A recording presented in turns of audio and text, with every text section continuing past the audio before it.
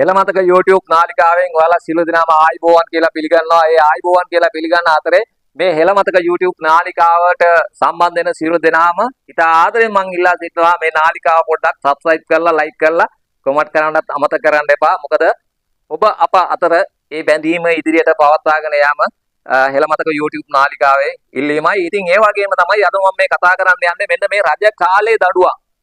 දැන් අපිට මේ රජ කාලේ දඩුවම් ලැබිලා තියෙනවා. මොකද්ද? මේ තම සැමියා මේ ඇස්පනා පිටම තම භාර්යාවගේ හිස බෙල්ලෙන් වෙන් කරයි. කොහෙද මේ සිද්ධිය? ඊයේ පෙරේදා දරුණු සිද්ධියක් වුණා. ගේ කඳ බෙල්ලෙන් කපලා ඉවලා අයින් කරලා කඳ කැලේ දාලා ඉවලා බෙල්ල ඔළුව අරගෙන යනවා කොහෙද? පොලිසියට. කොහෙද මේ සිද්ධිය වෙන්නේ? ලංකාවේ පුලියම් කුලම ග්‍රාමීය නගර සභාව අසල මේ ශෝකජනක සිද්ධිය ඊටාම කනගාටුදායක ශෝකජනක සිද්ධියක්. අපිට ඇත්ත වශයෙන්ම මෙවැනි දේවල් ඇහෙනකොට අපේ රජ කාලේ අපිට මතක් වෙන්නේ. මොකද අපිට මෙහෙම දෙයක් තම භාර්යාවගේ ගෙලෙන් එකපාර වෙන් කළා ඒක අරගෙන පොලිසියට යන සැමියා කියන්නේ එතකොට මොනතරම්නම් මේ සැමියා දරන්නලු පුජ්‍යලේද කිව්වොත් එහෙම අපිට හිතා ගන්න බෑ. මේ මොන විපර්යාසයක්ද අප අද මනුස්ස සමාජය ලෙස බලන කර මේ වෙන්නේ. ඉතින් ඇත්ත වශයෙන්ම මේ කාන්තාව ඇවිල්ලා බුරේරියක් මේ වාගේ ඝාතනයකට අමානුෂික ලෙස මේ වද හිංසා කර ගෙල කපා මේ මරා දැමීමට හේතුව මේ සැමියාගේ ඇති වුණ වෛරය කෝපය සීමාව ඉක්මවා ගිය බව තමයි අපිට ඇත්ත වශයෙන්ම මේ තුලින් හැගෙන්නේ හිතන්න තියෙන්නේ. මොකද මෙය සැමියාට අවුරුදු 35යි. එතකොට බිරිඳට අවුරුදු 32යි. මේ සැමියාගේ නම ගෝපාල්. එතකොට ඒ වගේම තමයි බිරිඳ ඇවිල්ලා ඉස්කෝල ගුරුවරියක් හැටියට දරුවන්ට අධ්‍යාපනය ලබා දෙන ගුරුවරයෙක් හැටියට මෑගේ නම ස්වර්ණලතා. ඉතින් මේ ස්වර්ණලතා ගෝපාල් විසින් මේ වාගේ අමානුෂික ලෙස මරලා දාන්න මොහුගේ මේ තියෙනා වූ වෛරය මොන හේතුවක්ද කියන්න මූලික කරුණ දැනට සාධක වෙලා තියෙන්නේ අනියම් සම්බන්ධයක් නිසා.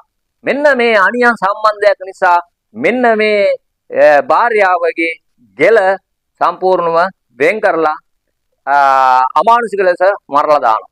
ඉතින් මේ ඇත්තෙන්ම අද සමාජයේ මේ තියෙනා වූ දේවල් දිහා බලනකොට මේ රාගය අපි නොදුනොත්ව අපි ඇතිවෙනා වූ රාගය නිසා අහිංසක. එතකොට මේ ස්වර්ණලතාගේ කුසේ මාස 2ක දරු ගැබකුත් තිබිලා තියෙනවා. භාර්යාවගේ කුස තුල පිළිසිඳ ගත්තා වූ ඒ දරු ගැබ එතකොට මේ ගෝපාල්ගේද එහෙම නැත්නම් මේ අනියම් සැමියාගේද කියන යන්න කෘතුහලය මේ ගෝපාල් තුල නිතරම වද දෙන්න ගත්තා. ඉතින් මේ වද දීම ගෝපාල්ට ඉවසා දරාගත නොහැකි තැන තමයි ගෝපාල් මේ වයින් තීරණයක් අරගෙන තියෙන්නේ. ඉතින් පොලිසියට මොහු පාපොච්චාරණය කරලා තියෙන්නේ. කොළඹ රැකියාවක් සඳහා ගිහිල්ලා ඉන්න අතරේ සුකාලිනව දැනගන්න ලැබුණා මේ දරුවෙක් මගේ බිරිඳට ලැබෙන්න ඉන්නයි කියලා. ඉතින් මම ඇයගෙන් විමසලා සිටියා මේ දරුවා කාගේද යන්න වග.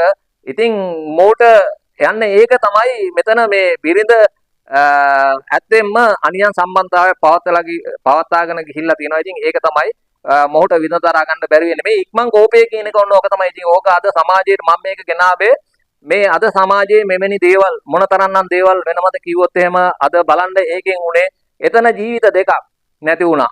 එතකොට මේ ගෝපාල්ට දැන් තියෙන නීතිය අනුව ගෝපාල්ට මොන යම් දෙයක් ඉදිරියට වෙයිද? සමහරට ඒක නඩුකාරතුමා මේක මෙව්ගේ ඉක්මන් කෝපය නිසා වෙච්ච දෙයක්ද නැද්ද කියන එක ඒක නඩුකාරතුමා තමයි තීරණය කරන්නේ. ඉතින් ඒ නිසා මුන්ට සමාජයට ජීවිතාන්තය දක්වා හිරේ යන්නත් ඉඩ තියෙනවා. හැම නැත්නම් කාලයක් ගෑවෙන්නේ මොහො නිදාස් වෙන්නත් ඉඩ තියෙනවා. මොනවා කරුවත් මුගු කරගෙන ආපු රැකී ආරක්ෂා ව්‍යාපාර සහ මුන්ගේ පවුලේ නඩත්තු කටයුතු සහ මුට භාර්යාව නැති වෙන සහ මානසික මොනතරම් මේ කෝපය නිසා නැති වුණාද කියන එක අද සමාජය තුල දැනගන්න ඕන නිසා වර්ධනය කරන්න ඕන නිසා මේ සමාජයේ මේ වගේ දේවල් දැනුවත් වෙන්න ඕන නිසා මේවා ගැන පොඩ්ඩක් බුද්ධිමත්ව හිතන්න ඕන නිසා තමයි මම මේ වගේ දෙයක් අද ඔයාලට මේ දැනුවත් කරේ.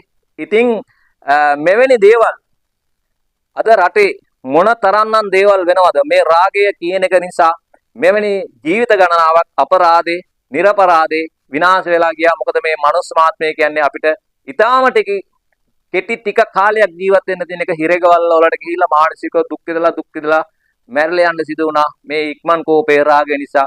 ඉතින් ඔයාලට හොඳ අත්දැකීමක් මේ තුලින් ලැබෙන්න ඇති කියලා මම හිතනවා. ඔයාලත් මේ ගැන පොඩ්ඩක් අද සමාජයේ අපිත් මේ කාමයේ රාගය කියන එක අපෝ ඕනෑම මනුෂ්‍ය වර්ගය සත්ත්ව වර්ගය තුල තියෙනවා. ඉතින් මෙන්න මේවා පොඩ්ඩක් දුර දෙක හිතලා බලලා යම් දේවල් කරනකොට කල්පනාවෙන් කෙරුවොත් මං හිතන්නේ අපේ ජීවිතේ ගොඩ දා ගන්න වාසනාවන්ත කරන්න පුළුවන් වෙයි කියලා මම හිතනවා. හොඳයි නැවතත් මේනේ වීඩියෝ එකකින් ඔබ හමුවට එන තෙක් ඔබට